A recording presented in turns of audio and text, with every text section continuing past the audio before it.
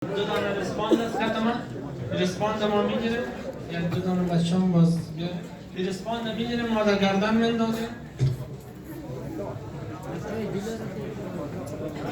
یک گره را میتیم یک گره دیگر میتیم دو گره خب بیا خودت بیا یعنی میگه اگر ماشاءالله پالوان هستی بیا نام چیه؟ مهدیار مهدیار یک دانه دگان با نمی پالوان نداره بیا بچه مهدی و مهدیار بیا عزیزه بیا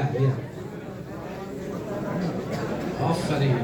نامت خودت چیه؟ ابوالفضل به به ابوالفضل جان چی نام